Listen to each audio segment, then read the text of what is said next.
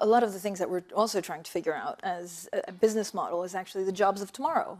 Do you have to have morals maybe above the skills of coding because everything's changing so fast with AI and tech? Yeah, so I mean, yes, that's a really important part. And so we have, well, on the AI side, we created a number of years ago what we call a responsible AI division, where we're bringing in experts internally, but also bringing in experts from external as well, to be able to kind of look around the corners and think about what are some of the challenges that will come up, what are some of the areas that we need to think about and we need to bake in. So yes, that's a really important part of the company and the roles that we have. What are the pitfalls coming up in AI? Because we try and read as much as we can, but actually if you're not in it, it's extremely difficult to see what our lives could be like in 5 years with AI. Yeah, so look, we are going through another moment in technology that I find very exciting. You know, you get one of these every, few years.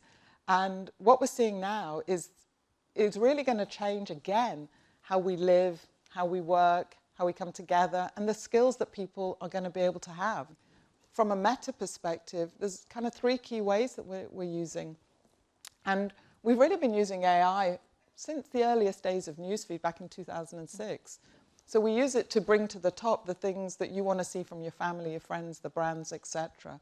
We also use it, the large machine learning models, to be able to take down the bad content, the misinformation, we get it out. And then we also use it from an advertising perspective as well, to be able to connect the advertiser with the right person that they want to be able to reach. And now we've just started to talk about some of the things that we're going to do and the ability now to actually create advertising or changing. So say I'm a florist selling these flowers, very nice backdrop in this picture, but maybe I'd like to see a green background, a blue background, a red background. You can do that now. Maybe you want to change the nature of the shot. This shot was taken like this. Want to pull it out to be able to use reels. We'll now start to be able to do those sorts of things. So still really early days, but it's very exciting where this is going. What do you worry about? I mean, of course, we all talk about fake news, fake pictures, and so far you can tell actually the difference, right? The Pope with a puffer jacket, it was something that people went, and then after 15 minutes, maybe saying, no, that's probably not true. But as this gets more sophisticated, it'll get harder. Yeah, so one of the things that we're thinking about is very much around, there's conversations around IP, where that resides. There's conversations around the labeling. So those are the sorts of things that we're bringing into the company that we're thinking about now and we're trying to get ahead of, and also making sure that we're taking things and we're training the models now where we do see something that is, for example, a piece of misinformation, that we can label it, take a digital fingerprint of it, and then be able to take it down off the platform. So that we're actively making sure that we're looking at these sorts of things. Do you worry about the pace of change, the fact that it's going quite fast? I mean, some have called for like I love that. You can see you like things going fast. I'm a technologist and I'm an optimist, and so I like the pace of change. I think it's exciting in terms of seeing what we can deliver out for people. But I think we need to be, making sure we're having the thoughtful conversations, and certainly from a meta perspective, we absolutely are. Can regulators keep up? I think it's an important conversation. I think there's always need for a regulation in technology, like there is in any industry. And, we work very closely with regulators all over the world to make sure that we're sharing the views of, where the technology is going, and then we're working with them on it.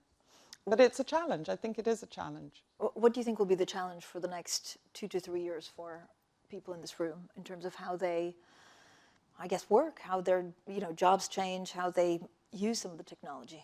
I think there's always, with the excitement that comes with a new technology, I think there's always often an over-excitement as to how things are going to change in the short term versus the reality of things I remember the articles being written several years ago about there'll be no lorry drivers left.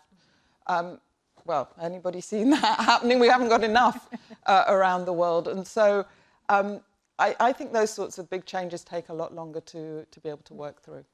Nicola, talk to me a little bit. But what I would say is that if you haven't tried some of the new technologies, if you're not trying things in the AI, you should be, because actually it will empower you, it will make you more productive, and very much so, seeing it as almost like co-pilots in terms of the ways that you can actively do things. So for whatever business you're in, if you're setting up your own business, if you're working in a company, I think there's an onus on us to stay curious and make sure we're testing things out there. So technology went through a rough couple of, 5, 6 months, I guess, with a lot of layoffs. Has it stabilized? I know Meta had some pretty extraordinary figures actually last time, but I wonder whether then from now it's kind of, rosier days. So you're right. I mean, not just the technology industry, but the wider industry has really had a very difficult few months. From a Meta perspective, we just had our first Q1 earnings. And, we're really pleased to see, the size of the community growing. So we now have 3.8 billion people that are using our platforms every month. And we hit a new number of 3 billion people a day. So it's really good to see the health of the platforms. A lot of that being driven by AI. If I think about Instagram, we have about 20% of the recommendations on Reels are coming through AI, and people are really enjoying that. So we're seeing on Reels now more than 2 billion Reels a day that are being shared. And that's really a good number, and it's a really important number because it shows that people are, they're not just looking at it passively, they're actively sharing and engaging